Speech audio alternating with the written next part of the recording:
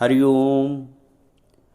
पाञ्चजन्यं ऋषिकेशो देवदत्तं धनञ्जयः पौण्डरं दधमो महाशङ्खं भीमकर्मवृकोदरः।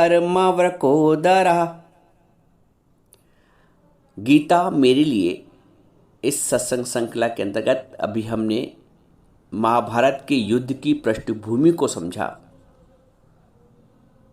महाभारत के पात्रों विशेषकर धृतराष्ट्र, अर्जुन आदि के संबंध में उनकी मानसिकता को जाना।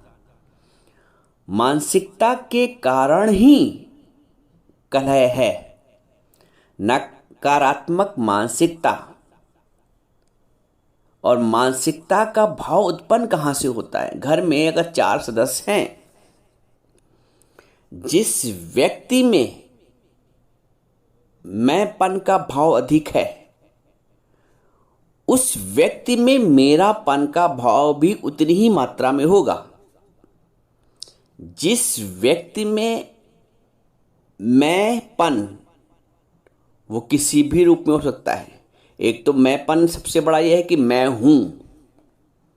दूसरा, सांसारिक परिप्रेक्ष्य में देखें तो मैं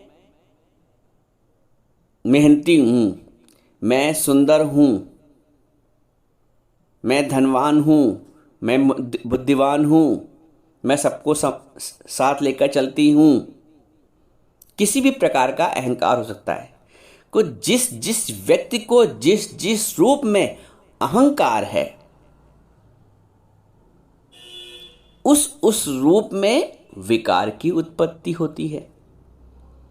आप मान लीजिए 4 या 5 लोगों का परिवार है, उसमें एक सदस्य जो है वो तो सब प्रबंधन करके चलता है, सब कुछ मैनेज करके चलता है। वो चाहता है किसी भी हाल में शांति बनी रहे, चाहे वो बहन बहन में लेके हो, भाई बहन में लेके हो, पति पत्नी में लेके हो, माता पिता में लेके हो। लेकिन एक के प्रयास करने से वातावरण में सुधार नहीं होता है। तो जो प्रयास कर रहा है, जिसके पास सकारात्मक विचार है, जो ये चाहता है कि संतुलन बना रहे, उसको बहुत कुछ फेस करना पड़ता है। और जो वो फेस करता है वही उसका शुल्क है। क्योंकि कोई भी चीज़ अगर फ्री में मिल जाए तो उतना आनंद नहीं आता है। आप शादी ब्याह में अच्छा खा के आते हैं, उसमें उतना शायद आनंद ना आता होगा जितना आप मंगा के खाते हैं, बाहर जाके अपने पैसा खर्च करके खाते हैं। वो लगता है कि हाँ खाया, और वो तो एक औपचारिकता मात्र रहती, गए शादी ब्याह में पार्टी में खा के चले आए। तो हर चीज का शुल्क देना पड़ता है, शुल्क देकर ही आनंद आता है। तो जब कोई हमारी बात को नहीं स्वीकार करता है, नहीं उसको अहमियत देता है, उल्लंघन करता है, उस समय जो सकारात्मक व्यक्ति है परिवार का, वो अपने आप को संतुलित रखता है, वो उद्वेग में नहीं आता है। क्योंकि जो सकारात्मकता है वो परमात्मा की दी हुई है, परमात्मा का उपहार है। सकारात्मकता अर्थात सात्विक गुण, संतपना। तो जो संत है उस पे परमात्मा की मेहर है। जो संत है संत स्वभाव से हो जाता है। संत कभी बाहरी क्रियाकलापों या वस्त्र बदलने से नहीं होता है। आप स्वभाव से संत बने, गृहस्थ में रह के भी आप संत बन सकते हैं। तो जिसके पास जितना अहंकार उतना ही विकार की उत्पत्ति होती है। तो जो दुर्योधन थे, जो धृतराष्ट्र थे, उनमें मैंपन था और मेरापन भी था। जब मैंपन ने मेरापन को जकड़ रखा है, जितनी मात्रा में मैंपन उतनी मात्रा में मेरापन। तो इस मैं और मेरे के भाव ने ही इतना बड़ा महाभारत का युद्ध करा दिया। उस अधिकार ने ही धिक्कार की उत्पत्ति की। आज दुर्योधन को सब धिक्कारते हैं उस मानसिकता को। देखो दुर्योधन व्यक्ति के रूप में देखो तो हमने शुरू से कहा है कि प्रतीक है, और दुर्योधन एक मानसिकता का नाम है, दुर्योधन एक प्रवृत्ति का नाम है। मैंने बताया था ना कि गलत को गलत जानकर और गलत की ओर बढ़ना, ये दुर्योधन प्रवृत्ति है। तो यदि हमारे साथ भी ऐसा हो रहा है तो दुर्योधन से कम नहीं है। हम भी अन्याय का साथ दे रहे हैं, झूठ का साथ दे रहे हैं, पक्षपात कर रहे हैं, तो हम धृतराष्ट्र से कम नहीं हैं। तो इस सत्संग श्रृंखला में हमने मानसिकता समझी। धृतराष्ट्र बनोगे तो क्या परिणाम होगा, दुर्योधन बनोगे उसकी मानसिकता रखोगे तो क्या परिणाम होगा, और अर्जुन की मानसिकता रखोगे तो क्या परिणाम होगा। तो ये हमने देखा। अब आता है 15वां श्लोक अध्याय 1 का। पांचजन्यम ऋषिकेशो देवदत्तम धनंजय पौंडरम दधम्मो महाशंकम भीमकर्मा व्रकोदरा। अंतरामी भगवान श्री कृष्ण ने 5 जन नामक तथा अर्जुन ने देवदत्त नामक शंख बजाया। भयानक कर्म करने वाले व्रकोदर भीम ने पौंड्र नामक शंख बजाया। अब यहाँ जब हमने देखा दुर्योधन की सेना में जब पितामह भीष्म ने शंख बजाया, उनके शंख बजाने के पश्चात उनके सेना के दल में जितने भी महारथी थे सब ने अपना शंख बजाया, नगाड़े बजाए, दुदुम्बी बजाई, खूब कोलाहल हुआ। तो जब कौरव की सेना में शंख बजाना शुरू हुआ, नगाड़े बजाना शुरू हुआ, तो इधर पांडवों की सेना में भी इन लोगों ने बजाना शुरू कर दिया। तो सबसे पहले भगवान श्री कृष्ण ने 5 जन नामक ऋषि शंख बजाया, अर्जुन ने देवदत्त नामक शंख बजाया, और भीम ने, विशालकाय भीम ने पौंड्र नामक शंख से ध्वनि की। आगे श्लोक 16। अनंत विजयम राजा कुंती पुत्रो युधिष्ठिरा नकुला सहदेवश्च सुघोष मणिपुष्पकौ। कुंती पुत्र राजा युधिष्ठिर ने अनंत विजय नामक शंख बजाया तथा नकुल और सहदेव ने सुघोष और मणिपुष्पक नामक शंख बजाए। काशयश्च परमेशवासः शिखंडी च महारथा धृष्टधुम्नो विराटश्च सात्यकिश्च अपराजितः। उसके बाद किसने शंख बजाया? काशीराज और महारथी शिखंडी तथा धृष्टद्युम्न एवं राजा विराट और अजय सात्विक, राजा द्रुपद और द्रौपदी के 5 पुत्र तथा लंबी लंबी भुजाओं वाले सुभद्रा पुत्र अभिमन्यु, इन सभी ने सब ओर से अलग अलग अपने अपने शंख बजाए। एक वातावरण तैयार हुआ उस उत्साह का।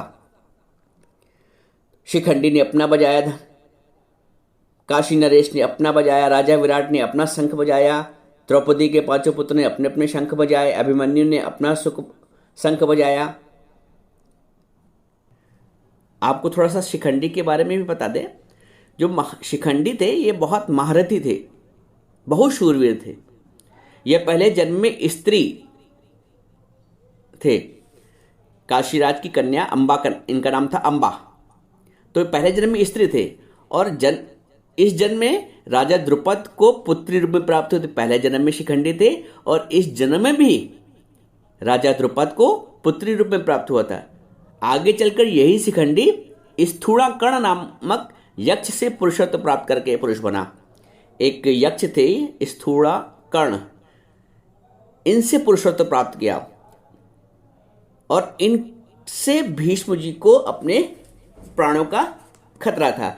भीष्म जी इन सब बातों को जानते थे और शिखंडी को स्त्री ही समझते थे। इस कारण वे इस पर बाण नहीं चलाते थे। अर्जुन ने युद्ध के समय इसी को आगे करके भीष्म जी पर बाण चलवाया शिखंडी को, और उनको रथ से नीचे गिरा दिया। यहाँ एक बात और ध्यान देने वाली है कि जो संजय हैं वो आंखों देखा हाल सुना तो रहे हैं धृतराष्ट्र को, लेकिन उनको ये पता है कि कहाँ धर्म है कहाँ अधर्म है। तो उनका जो जुड़ाव था वो पांडवों के साथ था। अब पूरी गीता में पूरे युद्ध के दौरान संजय ने, क्योंकि उनके अंदर उनके हृदय में पांडवों के प्रति भाव था, तो उन्होंने उनका अधिक वर्णन किया है। पूरी गीता में भगवान कृष्ण ने क्या कहा, अर्जुन ने क्या पूछा, ये अधिक बताया गया है ना। तो क्योंकि झुकाव उधर था संजय का, संजय के मन में अधर्म के पक्ष का आदर नहीं है, इसलिए वे अधर्म के पक्ष का अधिक वर्णन करना उचित नहीं समझते हैं। परंतु उनके मन में धर्म के पक्ष अर्थात पांडव सेना का आदर होने से और भगवान श्री कृष्ण तथा पांडवों के प्रति आदर भाव होने से, उनके लिए आदर भाव होने से उनके पक्ष का अधिक वर्णन करना उचित समझा है।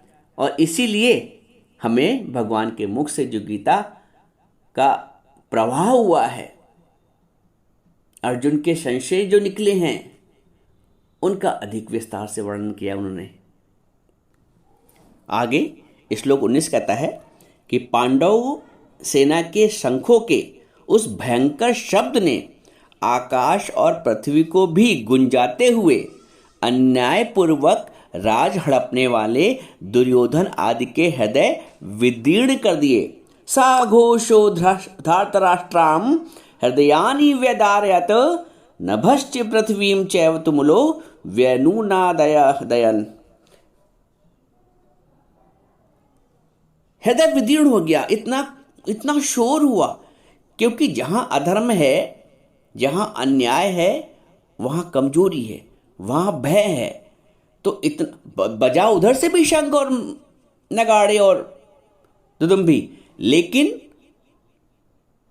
तब दुर्योधन कंपित नहीं हुआ, उसके हृदय विदीर्ण नहीं हुआ। लेकिन जब विपक्ष से, पांडव की सेना से जब इतना शोर हुआ, इतना कोलाहल हुआ, शंख का, दुदुम्बी का, नगाड़े का, तो उसका हृदय विदीर्ण हो गया, डर गया, अरे ऐसा ना हो कि मैं युद्ध में पराजित हो जाऊं।